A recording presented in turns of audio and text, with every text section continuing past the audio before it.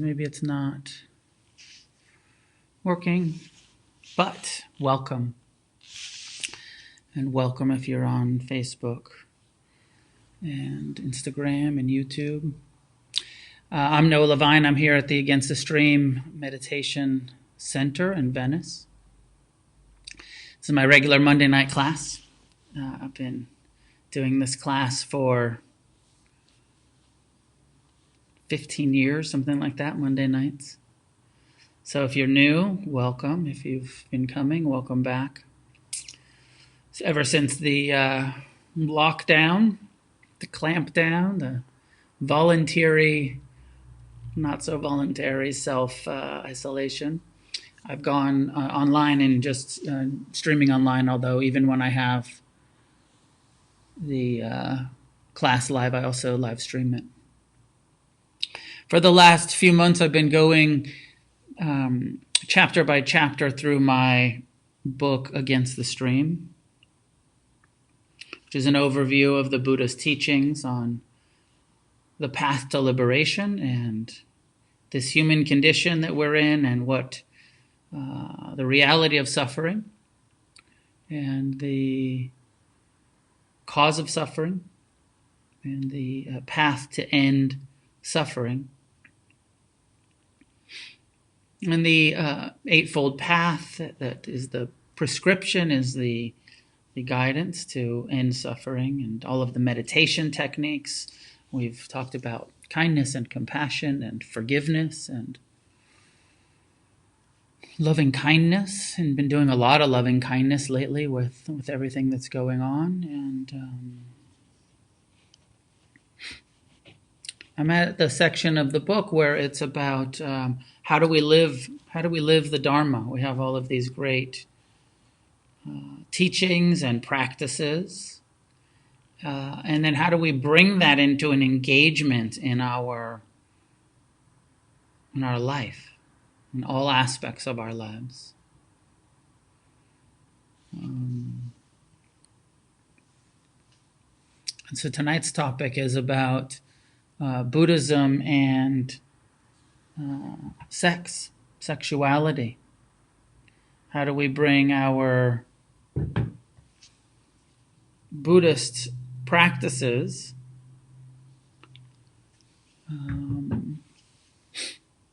into our relationships, into our relationship with ourselves and our relationship with others. So I'm sorry I haven't quite worked this out yet. I guess I'm not able to see the comments on Facebook yet. We're getting there. For some reason, I'm not able to see them. That was the whole intention behind this new thing, was that I'd be able to interact, but it doesn't look like that is happening tonight. I'll work it out by next week.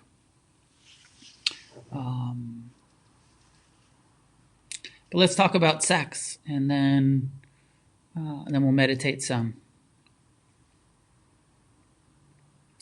So, first of all, I'd like to just, my own feeling, my own view is sex is completely natural, totally impersonal, part of our biological makeup, that we're all born with some level of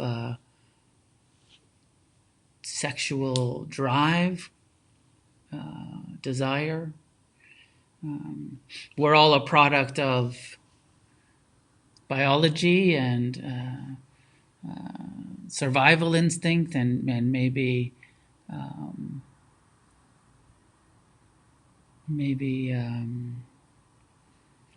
what do they call it? Natural selection. And so I think there's just kind of backing up and looking at our human experience as the product of millions of years of biological evolution. And all of the people who've had sex for all of the centuries that gave birth to our ancestors, and then we're born into a body that also wants to, is programmed and wired on one level or another to desire sex, and sex being the most base, natural and in many ways beautiful part of our human existence. So you can reflect, as everything that I say tonight, you can reflect on and see if it fits with how your own understanding, your own experience. Certainly not claiming to be an authority, and although I will do my best to present what I believe to be teachings that are in line with Buddhism and the Buddha's teachings, I'm sure that some of what I will say, and I'll try to be clear when I'm sharing my opinion versus the Buddha's teaching.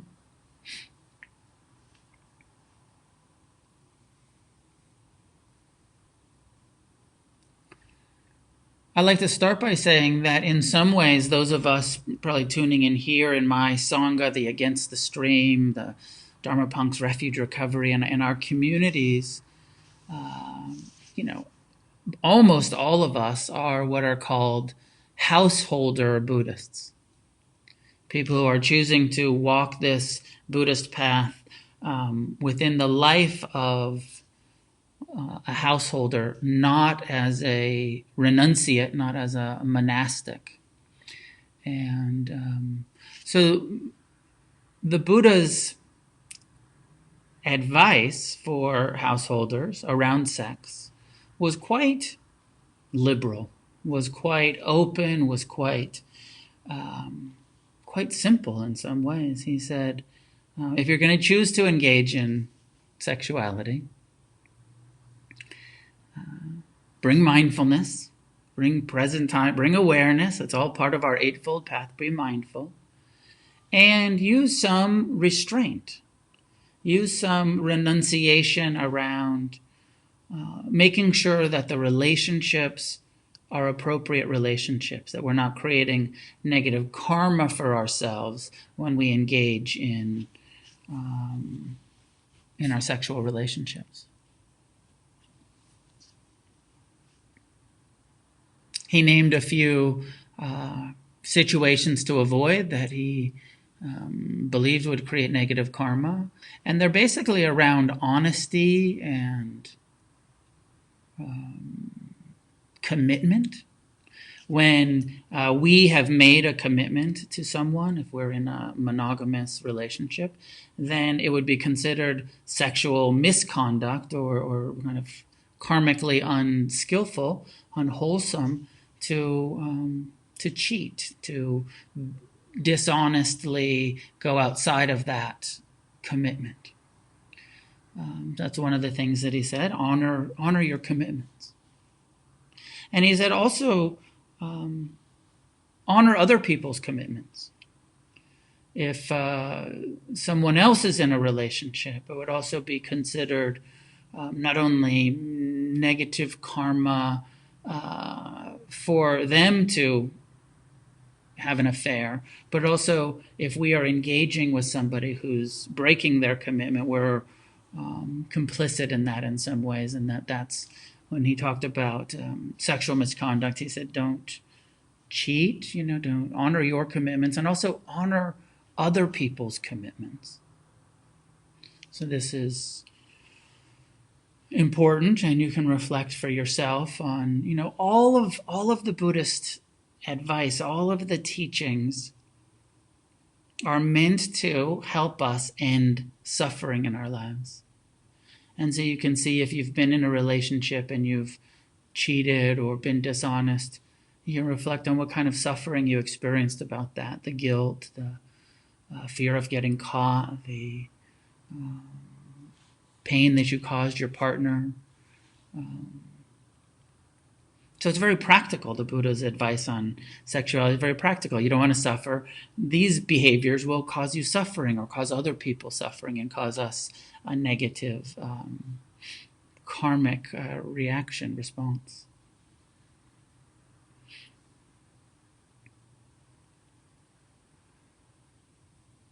There's a couple of other things in the, this is around the 5 precepts and the precept around avoiding sexual misconduct, abstaining from behaviors that cause harm. Of course, it's all about karma, and the karma that we cause when we are dishonest or we cause harm to others intentionally, out of our own selfishness or our own lust, or that we're responsible for that. He said also avoid anybody that's not appropriate, of appropriate age. Somebody who's too young, not age appropriate. And then that's, different cultures have different ideas around what the appropriate age for sexual consent and when it's appropriate. It's actually probably very young in the traditional Indian view, where people are married off at very young ages. Women are married off at very young ages. So our own Western ideas are probably a bit older. It's also considered sexual misconduct, and this is in the ancient context, to engage sexually with people who aren't free to say no. And the context there is the kings and the kingdoms of ancient India. They had slaves, and it was considered sexual misconduct to engage sexually with your slaves or with someone else's slaves. Or my own sense is that what the Buddha is saying here, again, I think pretty liberal, pretty open, pretty saying, like, if you're going to engage in sexuality, enjoy it, be careful, be as skillful as possible, and make sure that you're engaging in consenting adult relationships and consenting with people who haven't already committed to someone else, or consenting when you aren't breaking some commitment that you've made. Now, I'd like to pause for a moment, and I haven't ever spoken about this much, but I'd like to speak for a moment about consent, and even ask you to reflect on your relationship to consent, and how in some ways it's quite clear, and in some ways it's not always so clear, and the communication and the levels of communication and embarrassment about asking or being asked, and I found myself a couple of years ago in a situation where I believed that the relationship was consensual and the communication seemed consensual. And then afterwards, the woman that I was dating said she didn't feel like it was. And the confusion that comes up around the trickiness of not always asking or checking in throughout a sexual experience or sexual, is this okay? Is this still okay? Kind of checking in around consent. So I feel like I have been learning a lot about that and continue to be very interested in this negotiation around, are we two different people with two different perspectives and two different experiences? Are we on the same page? And maybe you've had some experiences in your life where, you walked away from experience feeling like, I'm not so sure that the communication was good enough, or that my boundaries were honored, or that, so just reflecting on consent and the ways that it can be very simple in some yes, no, and then in some ways it can be not so, it can be more complicated.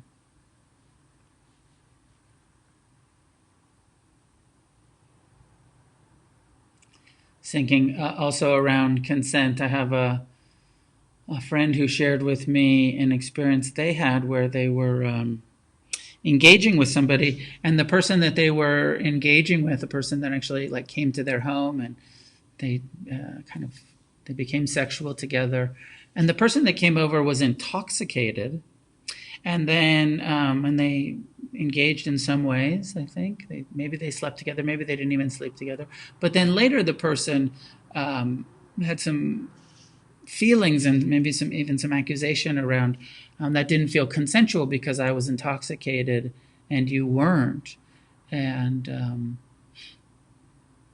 maybe even if somebody's in a blackout. So I wonder about this way that the fifth precept, and how many of, I imagine I've been sober for so long, I haven't engaged in all that much sexuality intoxicated, but I know that this is very common. People drink and they're at the bar or whatever, and then you end up sleeping with somebody that you didn't really mean to sleep with, or maybe wouldn't have if you hadn't been intoxicated. So the third precept of Buddhism is avoid sexual misconduct. The fifth precept is avoid drugs and alcohol, recreational intoxication that would lead to to perhaps a carelessness. And that if we honor the fifth precept and stay sober, if we honor the Buddha's encouragement to, like, if you want to see clearly, if you want to wake up, if you want to get free, then approach your life in a drug-free way, in a sober way, so that you have the opportunity to feel everything and respond carefully rather than carelessly, and how much suffering around sexuality happens also around intoxication. And I think that it's something for each of us to reflect on.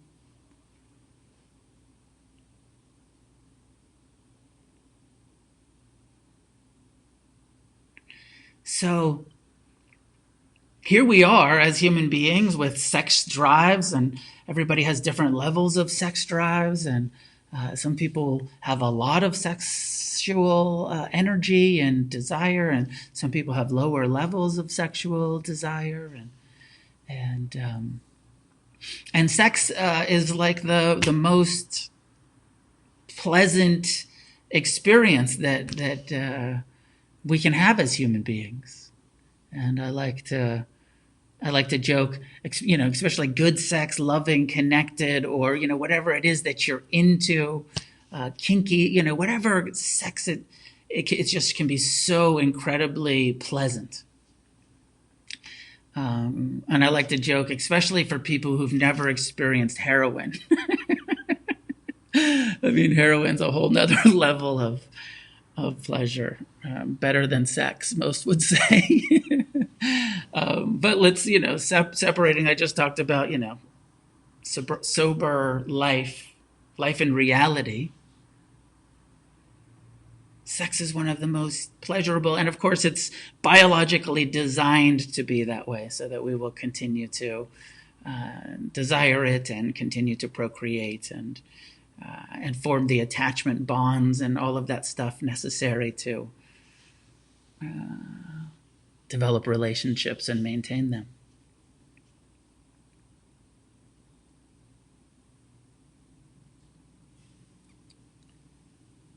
So here we are with this incredibly pleasant realm of human sensuality, this body that feels so much, our fingertips, our genitalia, our breasts, our butts, just our whole, this sexual, sensual body that we are born into.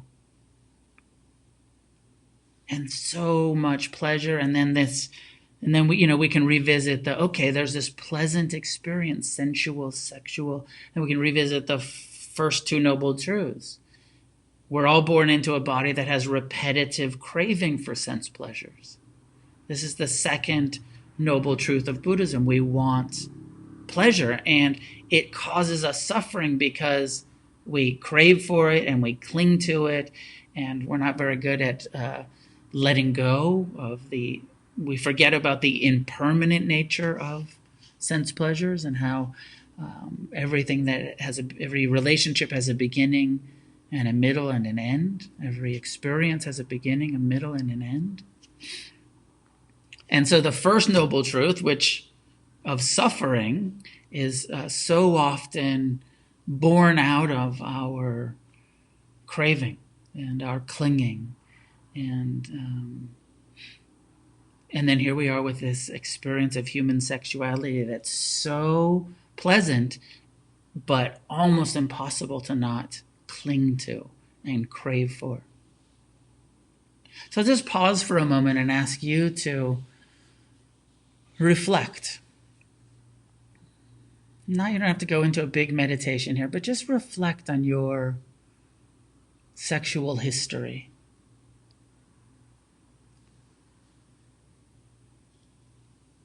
And I'm really meaning like your consensual, not early abuse, or that's, none of that.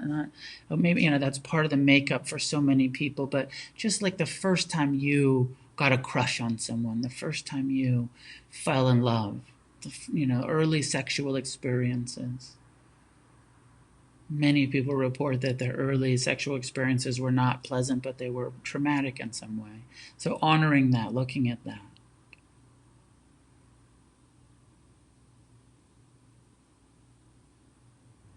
And reflecting on the relationships that you've been in, and the big loves, the first time you had your heart broken, or when you discovered orgasming, and how amazing that seemed at the time. We all have our own personal history with sexuality that has formed probably some of our attitudes and our outlooks. And then also I'd like to ask you to reflect for a moment on any religious conditioning that you have around sex in our culture, this Judeo-Christian, puritanical culture that even if you weren't raised strictly religious, there still can just be some overlay of shame around sexuality. And just checking in, do you carry some of that from the church, or just from the culture, from the ways that we objectify each other in this culture, from the ways that we're told what a man is supposed to be like, or what a woman is supposed to be like, in the ways that we feel like, oh, well, I'm not like that. I feel more sensitive. I don't feel strong all of the time. I feel vulnerable, or I feel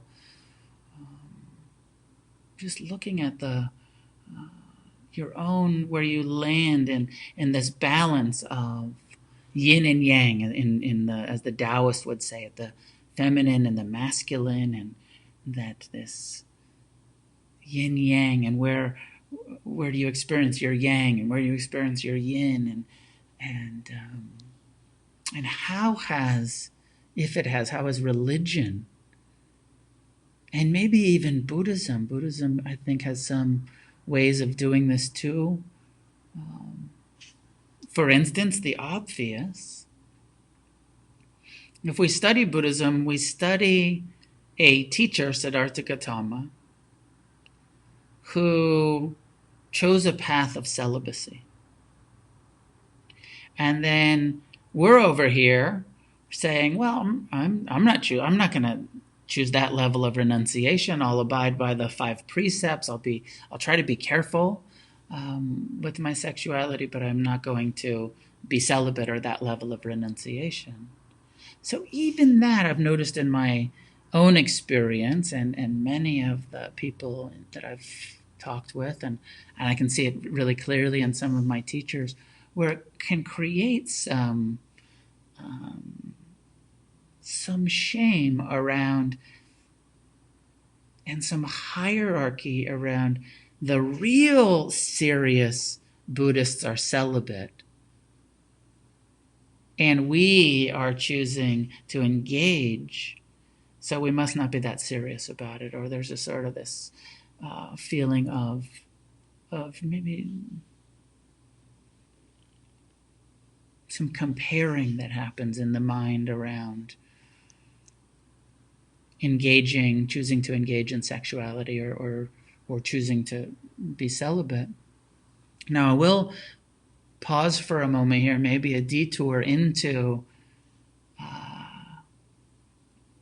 it does feel like, I said, the Buddha was quite liberal about it. He said, if you're going to engage in this, be careful and don't lie and cheat, and, make sure it's appropriate relationships that you're in. And within that kind of, my feeling is, that the Buddha wasn't puritanical or homophobic, or many of the, the Buddha talked about these sort of orgies that he was in before he took the renunciation, and his experience of being, surrounded by the dancing minstrels, and basically what we would consider a harem of, these big kind of sex parties. And then many of after he was a celibate, and many of his students were kings, and who also had consorts and harems, and kind of were engaging in group sexual activities. And I feel like the Buddha's attitude about that was quite liberal. And I was talking to one of my teachers who's a monk, who pointed this out to me, that the Buddha didn't have judgment about monogamy or poly, or, it wasn't this Judeo-Christian monogamous only perspective.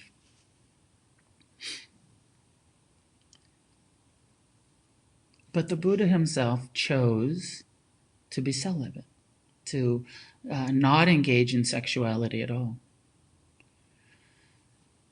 And so then where does that leave us as Buddhists, as people who are studying and practicing this, and saying like, okay, that's an option. And maybe that's the point that I want to make, that celibacy is an option. And I believe, and I experienced in my 20s a couple of years of celibacy, where without any intentional sexual activity, no masturbation, a period of celibacy. And more recently, a couple of years ago, after I had some stir up, and I had broken my third precept, and I felt regret around it, and I voluntarily took a period of celibacy, about 6 months. And my own opinion, feeling, is that celibacy can be quite healthy. Can be quite a healthy option, and very powerful, that level of renunciation, to watch desire arise and pass and not act on it. I got more insights into the impermanent and the impersonal nature of craving and desire during periods of celibacy, where I wasn't engaging, I wasn't satisfying my desires.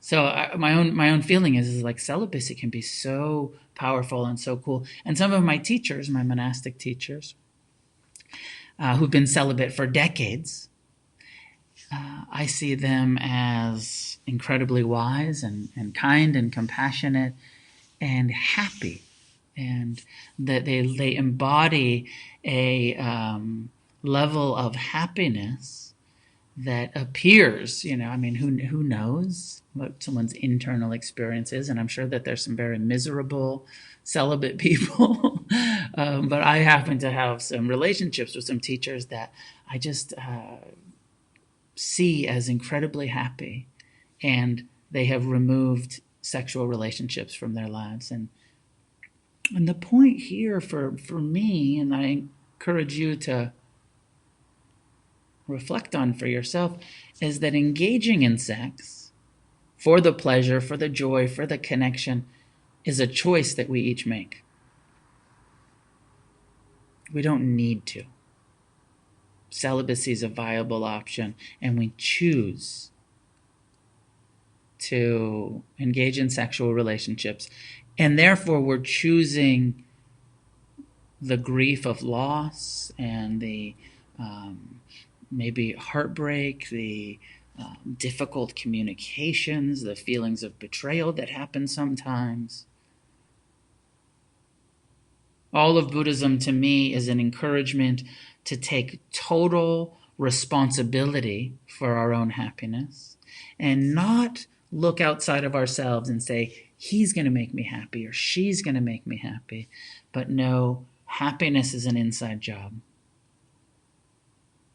I've got to do my work to make myself happy. And then, hopefully also there is some good connections and,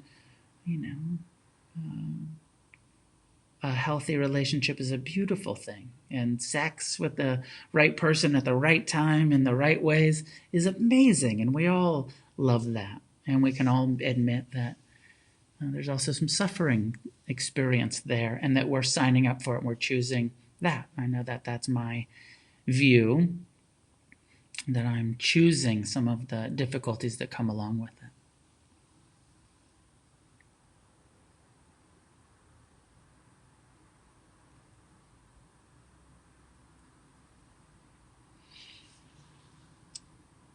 So I was reflecting before I went on that celibacy tangent on what do we believe about sex? What have we been taught?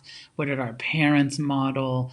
How much have we brought shame upon ourselves and internalized that there's something wrong with our desires or something unbeautiful or unspiritual about it? And maybe that's part of our healing and part of our forgiveness practice and part of our awakening to see that, sex is just like everything else. It's pretty impersonal. It's our experience, but it's just what this body, it's nature. This body is natural. Sex is natural. And that at times we have to practice some renunciation. And that when we don't practice renunciation, sometimes we cause harm or we experience a lot of grief and sorrow from the attachment, the clinging. The Buddha's core, I feel like the core of what we're trying to do is to not cling. It's quite difficult to not cling when you fall in love or in lust or in there's just that. The goal is non-attached appreciation. And this, two beings or more connecting, is non-attached. This is non-attachment. It's connected. But what we tend to do is cling. And when we cling to impermanent people that are having different moods and maybe pulling away or pushing closer, we suffer. So the goal is non-attached connection so that it's easy to allow it to arise and pass, to enjoy the friction as it comes and goes and not try to keep it, not try to control it and manipulate it and not taking hostages, but enjoying the dance of the relationship as it unfolds.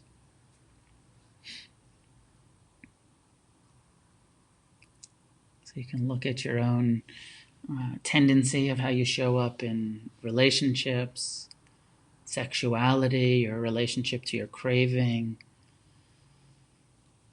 to your desires, to your attachments.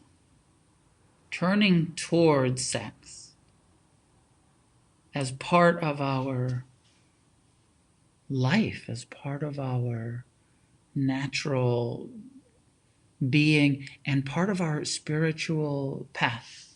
Not that Buddhism is meditation and then sex is this secret life, but that actually our sexuality is an engaged part of our spiritual practice. If we're in anything that we're doing, and this is where the Buddha's Eightfold Path is, basically he's saying your whole life is your practice. Sitting meditation will give you some skills of how to live your whole life more skillfully. learning to let go, learning to have compassion, the ability to practice some renunciation. And then he talks about in our speech, in our sexuality, in our relationship to money and power. Our whole life is our practice, not we're meditators and sex is outside of that. All of it. And for tonight, this focus on mindful, engaged. Sometimes it's renunciation, sometimes it's indulgence when it's appropriate. And then the humility to see the mistakes that we've made and when our communication wasn't great and when we're being driven by lust or intoxication or the people that we slept with that we probably shouldn't have slept with, or the whatever the ways that we've suffered or caused suffering. And we have this tool of forgiveness and of compassion and of making amends and taking responsibility. In recovery, we have a process of making amends when we've caused harm. And I was talking to an early teacher, and I was saying, okay, I want to make amends. And I said, I've dated, this many women. And he said, well, you should probably make amends to all of them, because whether you intentionally, cause some harm, just something about like when you've been in that level of intimacy, it's likely that there's been some feelings, some just better safe than sorry to contact the people that you've been with and say, if there's anything that I did or any way that I showed up that seemed unskillful, that I offended you or caused you harm in any way, I ask your forgiveness. And so I think that's such a good perspective to say, like, the humility. Yeah, maybe. Sometimes no, this was healthy and it was, but if there's any question, the asking for forgiveness, the making amends, the taking responsibility.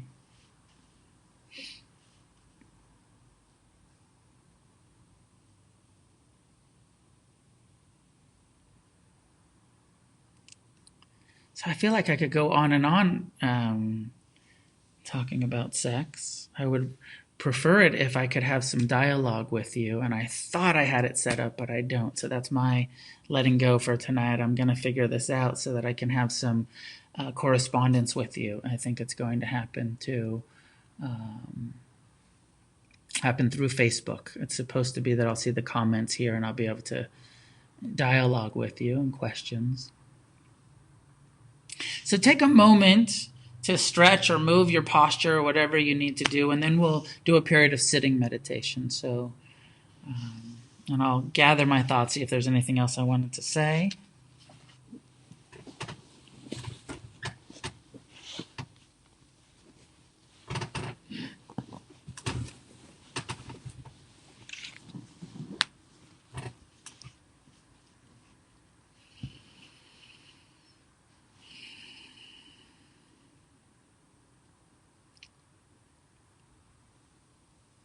So when you're ready, settling into a relaxed and upright posture, and we'll practice mindfulness of the body.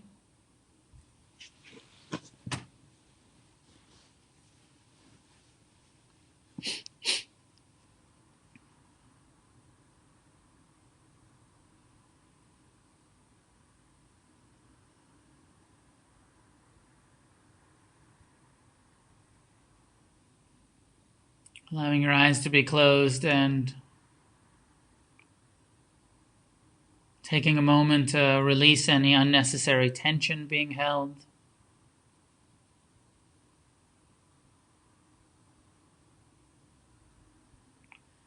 Establishing an inner attitude of kindness, compassion, friendliness.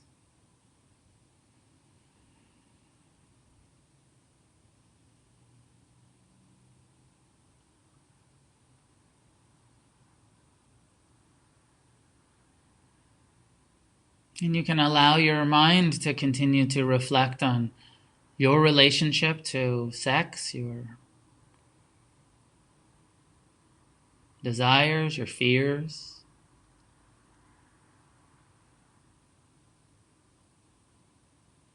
your fantasies. You can let your mind continue to reflect and fantasize.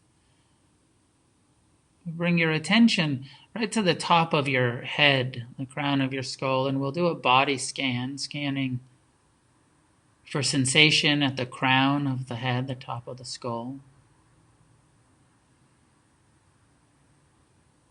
And slowly bringing the attention down into the forehead, brow and eyes.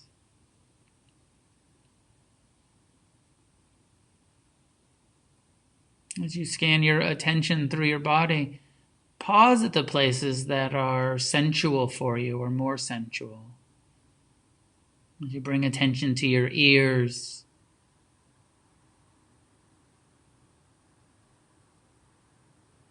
to your eyes, to your lips, to your neck. Bring mindfulness to these sensations and the places in your body that you eroticize or are erotic for you, sexual. Be mindful of.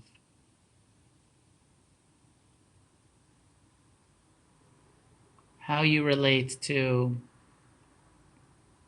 your own lips,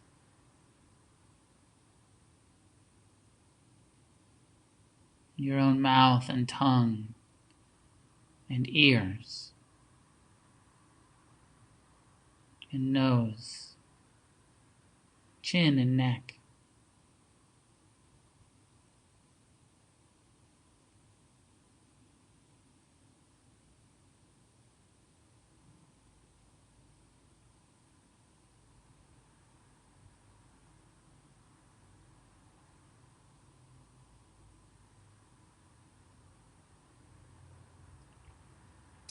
Bringing the mindfulness into the shoulders, the clavicle, shoulder blades, armpits.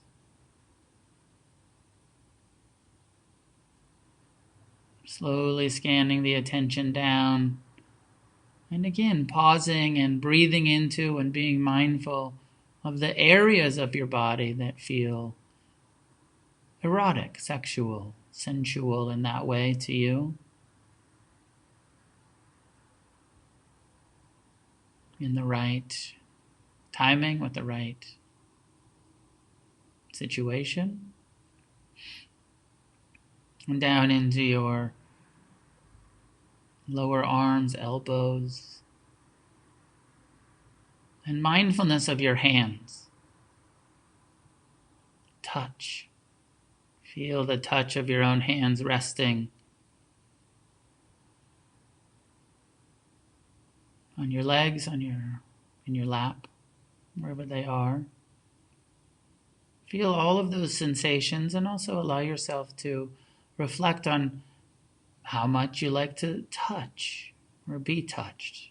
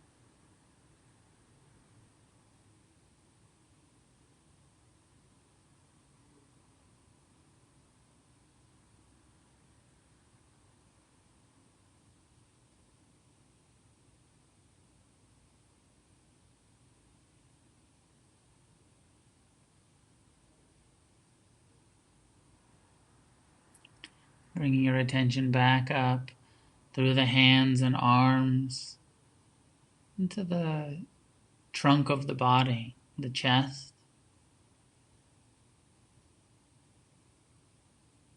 Scanning attention into your body. Remember, this is the first foundation of mindfulness.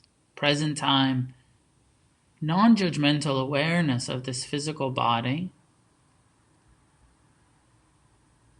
for sensation, sensuality. And I'm asking for more than just a body scan of sensation, but a scan of sensuality with a non-judgmental awareness of what parts of your body are erotic or sexual to you, eroticized.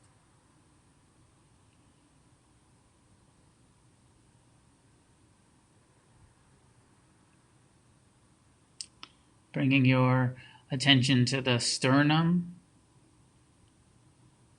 into your chest, your breasts, your nipples.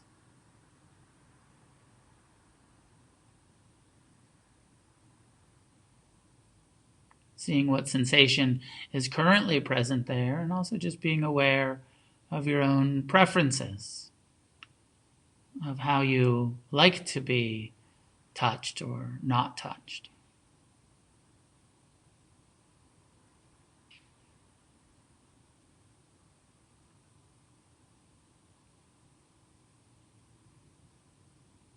Feel the breath coming and going, the expanding and contracting of the torso, of the chest rising and falling with each breath.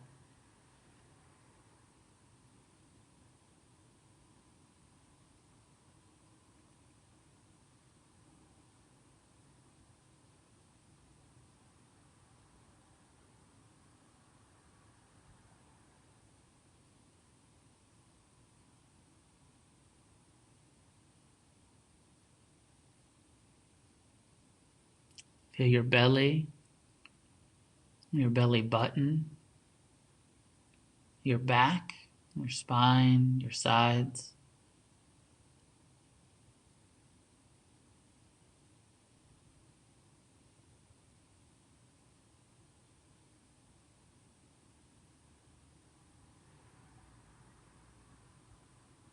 As we scan the body, we can also see where we hold judgments about how the body should be rather than how it is.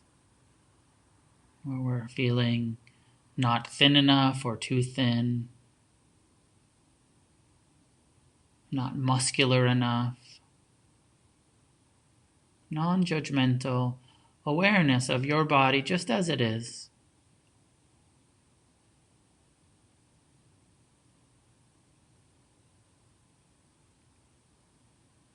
And bring attention into your genitalia, your butt on the chair or the cushion.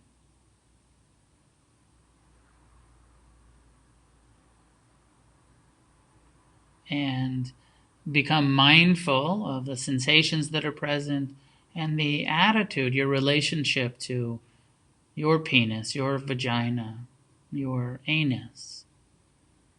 Mindfulness in a more specific way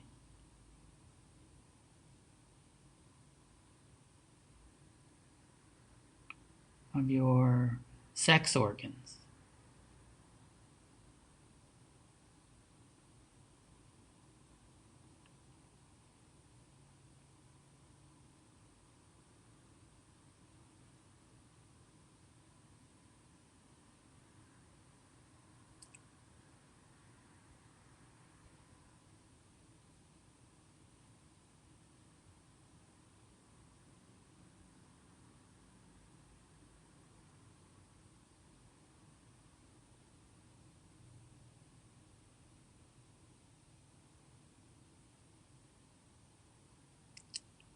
Remaining friendly, kind, compassionate, and accepting of ourselves just as we are, even the judging mind.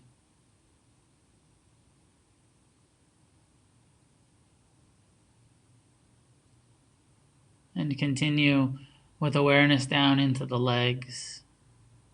Perhaps again feeling the touch of your hands resting in the knees, lower legs and feet.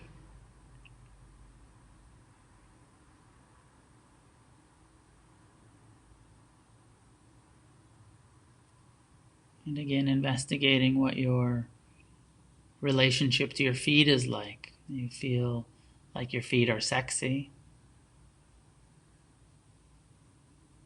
Are they part of the erogenous embodied experience for you or not? Maybe there's a way that you don't connect like that, or you're even holding embarrassment about your feet in some way or another, some judgment. Mindfulness invites us to see clearly what is, what we're feeling, and how we are feeling about what we are thinking and feeling about our own beings, our own heart and mind, and our body and sexuality.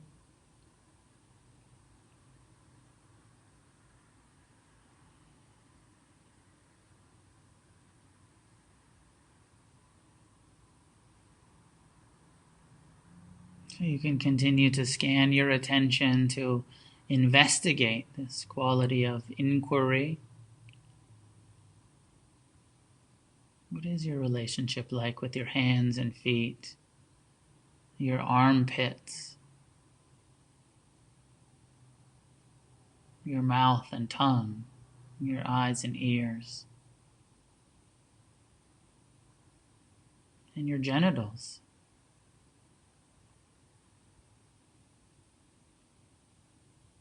And the heart that craves and clings.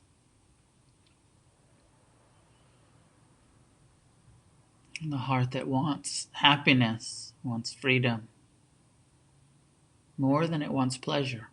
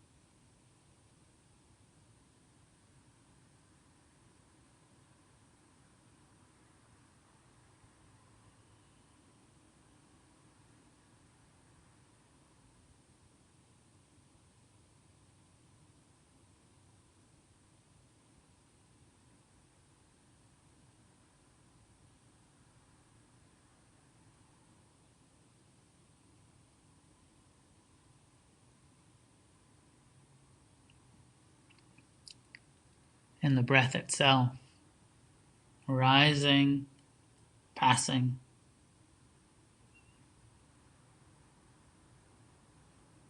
chest expanding and contracting, belly rising and falling.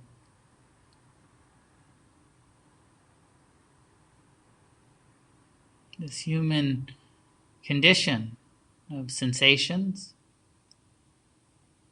And you can expand to feeling your emotions. Just talking about sex, sometimes it can bring up a lot of joy and excitement, send the mind on a fantasy, or it can bring up the heartbreaks, the betrayals, the wounds that we carry around sexuality, inviting compassion and forgiveness, mercy on ourselves.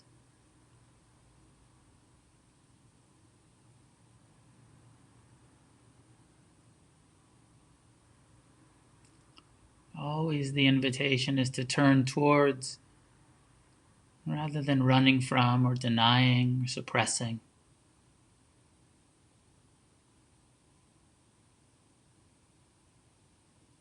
Mindfulness is embodiment of our emotions, of our sexuality. Buddhism invites authenticity to be real.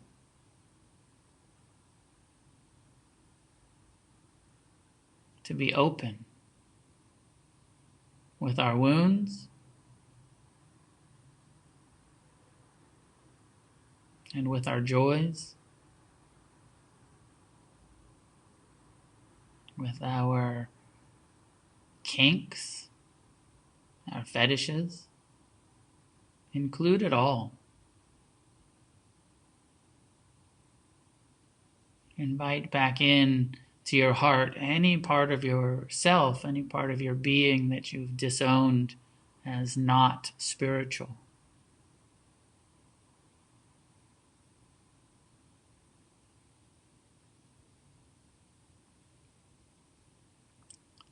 Hold yourself with loving kindness, with appreciation, with compassion, as much as you can in this moment.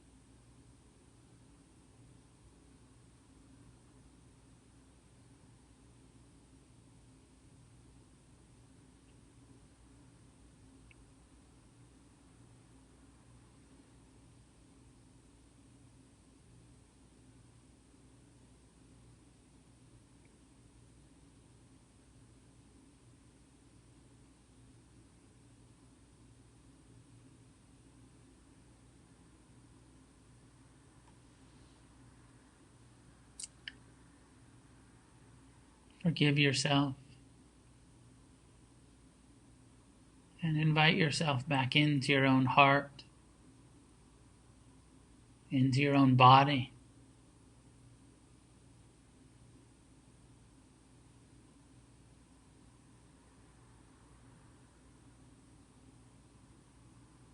one breath at a time on this path of awakening and healing.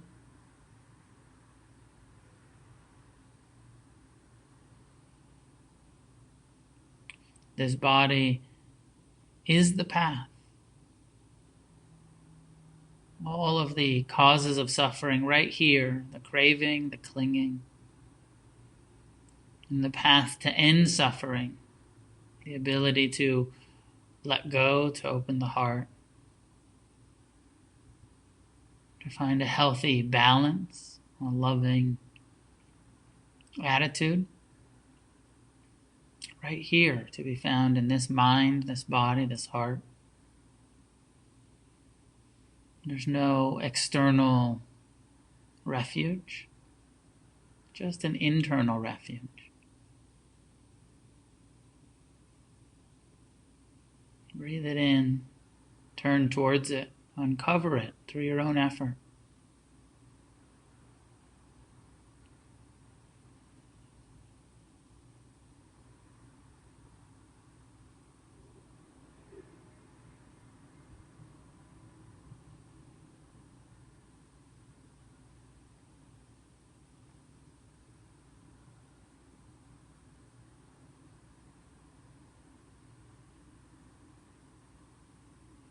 When you're ready, you can allow your eyes to be open. Or you can continue to keep them closed and meditate. You're in it, in the zone.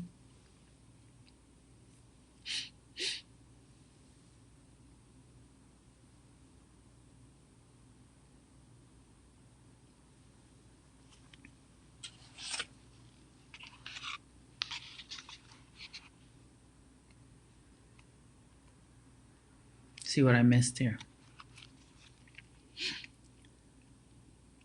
Of all of the energies that we experience, the Buddha spoke of sexual desire as being the strongest. Not just the act of sex, but the whole realm of sexuality, including intimacy, procreation, sexual pleasure, loving relationships. The Buddha saw sexual energy as the strongest of all energies in existence, and perhaps the most difficult to relate to skillfully. This may be a little surprising. When we look at the world, we see a great deal of suffering. None of it linked in any obvious ways to sexuality. Wars and oppressions fueled by ignorance, greed, and hatred stand out as the most glaring defects of human history.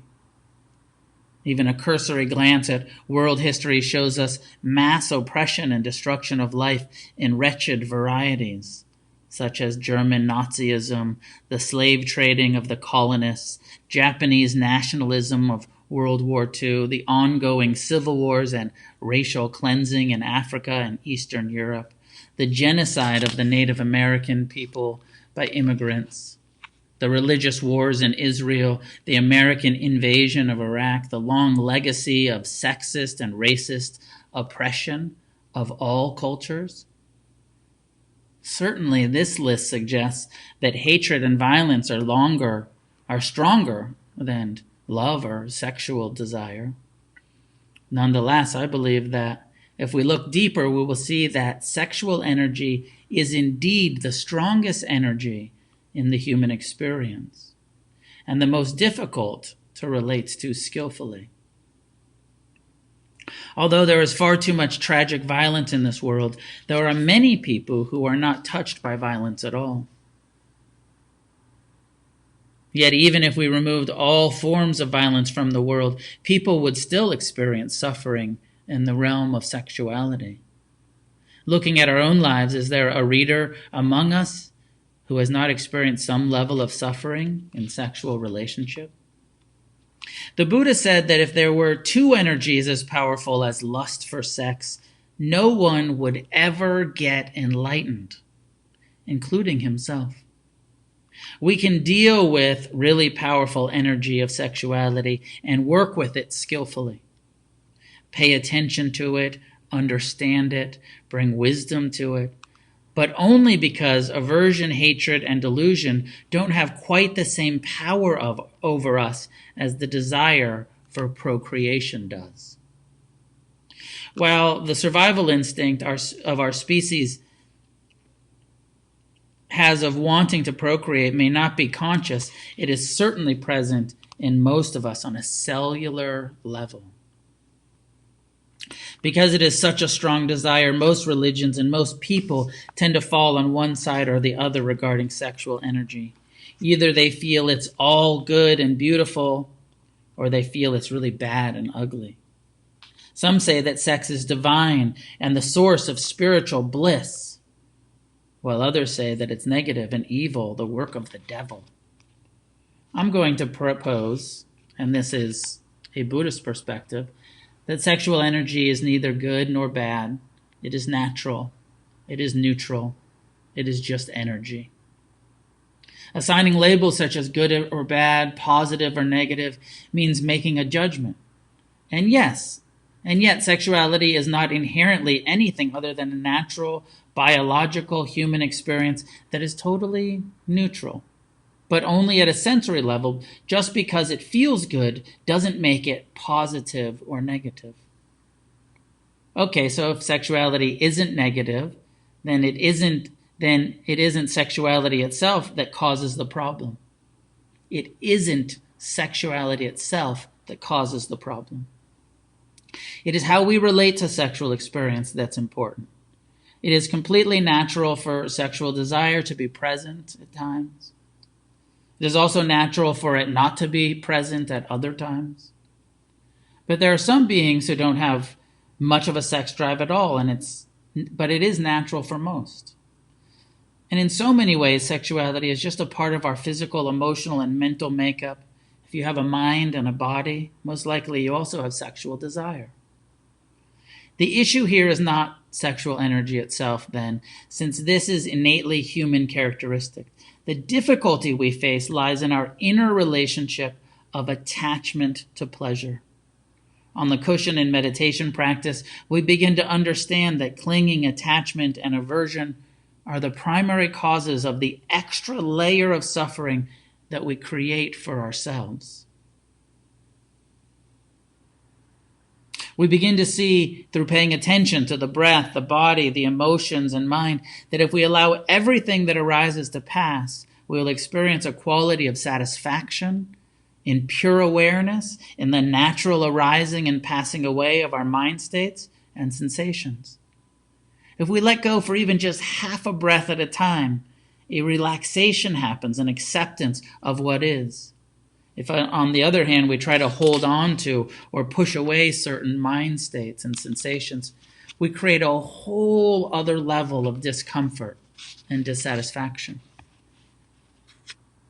Applying the practice of letting go to our sexual urges allows us to relate to the natural sexual desires that arise.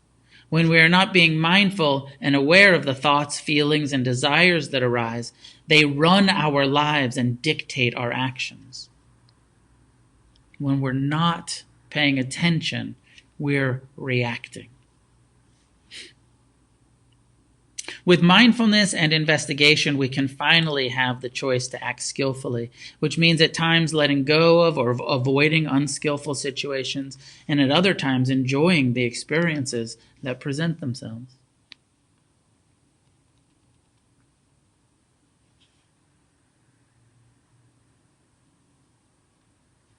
All right, I don't want to read this. Anyways, if people are interested in this, this is in the Against the Stream book. Starts on page 83. And it goes on and on. So if your interest has been piqued in this conversation, then check that out and find your own way with these things and see where the Dharma of non-attachment and the Dharma also of renunciation, the Dharma of kindness and compassion and the intention to not cause harm or intentionally cause harm. Bring that in and find out for yourself what's true. I apologize that I wasn't able to interact with you guys tonight. I was hoping to be able to. next week I'll get it together. And again, if you're watching on Instagram, I'm trying to get this going so that I can interact with people on Facebook. It's kind of impossible on Instagram, but I want to have Q&As and actually be able to have some conversations. So we'll be streaming over the Facebook Against the Stream Meditation Center Facebook page, also on the YouTube channel. Couple of announcements before I end. Of course, I'm continuing to teach at Against the Stream, and we are a nonprofit organization, and we're run by donations, usually of the donations of the people that come into the room. Now we're all at home practicing. If you can give a donation, if you feel moved to, please do give a donation through the website againstthestream.com, or the Venmo or the PayPal, or if you can, please do. And what else? Oh, this Thursday I'm doing a couple of things for refuge recovery. If you're in recovery and involved in refuge, or not involved in refuge but interested, on Thursday I'm going to start a refuge recovery live stream through the Refuge Recovery Facebook and Instagram pages. And then on Saturday I have a refuge recovery Eightfold Path, a Noble Eightfold Path, Four Noble Truths workshop, sort of retreat that I'm going to do for refuge on this coming Saturday, the 11th. If you'd like to take part in that, go over to the refugerecovery.org website and you can sign up for that. We'll do that on Zoom on Saturday. So Thursday night refuge. I'll be back here at Against the Stream on Wednesday morning, 9 a.m. Pacific time. And remember, we're at home. This is the opportunity to practice more, sit more, do walking meditation, do sitting meditation, break out that journal, and do sensual meditations, and really use this as an opportunity to engage in a wise way with not having your sexual desires met if you don't have a partner with you, or to engaging in a wise way, being mindful and using it as our meditation practice.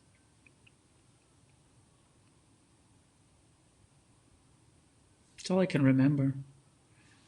Thank you for tuning in tonight. May any goodness that comes from our practice be shared outward in all directions. May all beings everywhere share in the blessings and the merit. Together, may we create a positive change on this planet.